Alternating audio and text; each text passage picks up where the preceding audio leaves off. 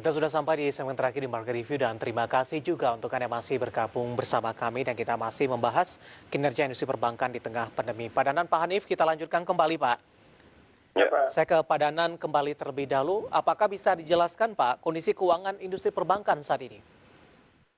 Ya Pak, jadi kalau kondisinya memang permodalan tadi saya sempat sebut bahwa cukup stabil dengan angka yang di atas 20%. Nah memang net interest margin terkoreksi yang biasanya di atas 5%, 5,5 gitu, sekarang hanya sekitar 4,5%, jadi itu terkena dampak COVID-19. Nah likuiditas di awal-awal COVID-19 itu sempat tertekan. Dan kalau kita lihat dari rasio-rasionya itu di atas 90%, sekitar 92%, tapi kalau saat ini sudah membaik, jadi kalau nggak salah angkanya di sekitar 89%. Jadi secara likuiditas itu lebih terjaga, walaupun kalau memang kita ingat ada kondisi-kondisi tertentu ya pada bank-bank tertentu itu mengalami tekanan lebih dari yang lain. Ya, tapi ini kondisi yang menurut kami cukup selektif ya, tidak terjadi di banyak bank.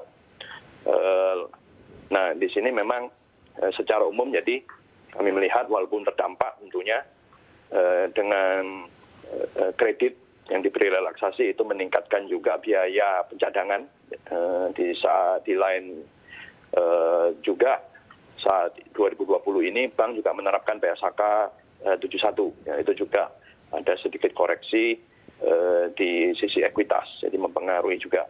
Tapi secara umum kami katakan masih stabil. Baik, saya balik lagi ke Pak Hanif. Pak Hanif, tadi juga sempat kita bahas Pak dampak dari kredit macet begitu dari sisi NPL, kemudian juga Pak Danan tadi mengatakan secara keseluruhan masih cukup baik. Tadi juga saya sempat singgung ini dari sisi klasifikasinya perbankan buku 4, buku 3, buku 2 begitu. Pak Hanif, kalau kita kelompokkan lagi Pak, untuk perbankan milik BUMN, kemudian juga non-BUMN, apakah posisi ketahanannya sama Pak di tengah pandemi COVID-19?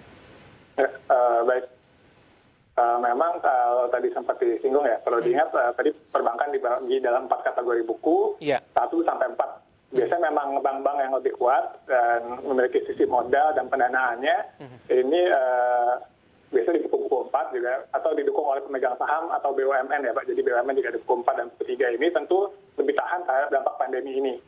Mungkin namun yang menarik juga, kami melihat BPD Pak.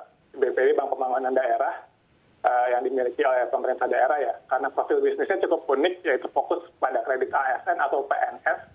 Sehingga dampak COVID tersebut tampak tidak terlalu signifikan pada bank-bank BPD. Walaupun secara size memang mungkin BPD tidak terlalu besar.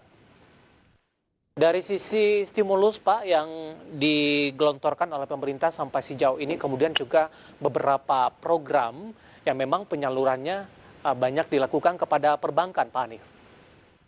Kami memang melihat dukungan pemerintah ya dari terhadap pandemi COVID ini cukup besar. Yang terlihat dari beberapa relaksasi yang diberikan kepada perbankan seperti penurunan GWM dan rasio RIM, juga seperti POJK 11 2020 tadi yang membantu kondisi debitur perbankan serta industri lain yang terkait. Namun memang pelemahan atas kualitas aset ini sedikit banyak dimitigasi tadi Pak oleh hanya memang karena kebijakan ini. Tanpa relaksasi ini memang angka rasio NPL bisa melonjak tajam. Lalu selain itu ada juga program pemulihan ekonomi nasional yang dijalankan pemerintah. Ini juga diharapkan membantu banyak sektor produktif seperti UMKM dan korporasi yang kemudian akan membantu performa industri perbankan secara keseluruhan juga. Baik, terakhir saya ke Pak Danan ini, kesimpulan dari perbincangan kita kali ini. Pak Danan secara keseluruhan Pak, untuk dari industri perbankan, apakah masih akan tetap stabil ini sampai dengan akhir tahun dan mungkin ini bisa menjadi referensi juga bagi para investor dan trader di pasar modal, Pak Danan?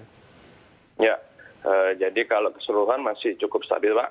Nah, cuman memang satu hal yang kita mesti cermati kan ini terkait periode relaksasinya akan berakhir juga. Ada yang di akhir tahun, ada yang juga nanti sampai Maret 2021. Jadi ini adalah periode yang sangat penting juga, di mana perbankan juga akan menilai portofolio kreditnya masing-masing. Nah, memang sudah ada mungkin perbincangan di antara perbankan dengan regulator apakah relaksasi ini diperpanjang atau tidak. Nah, namun memang perbankan saat ini harus cukup berhati-hati juga, Pak, karena walaupun saat ini masih stabil, ini tidak mudah. Dan kalau ini memburuk terus juga kondisi perbankan juga akan mengalami tekanan yang lebih besar. Jadi memang kalau posisi dari kami mungkin masih berhati-hati ya, masih stabil tapi harus cautious juga, Pak. Baik. Gitu, Pak. Pak Danan, Pak Hanif, terima kasih sudah bergabung bersama kami.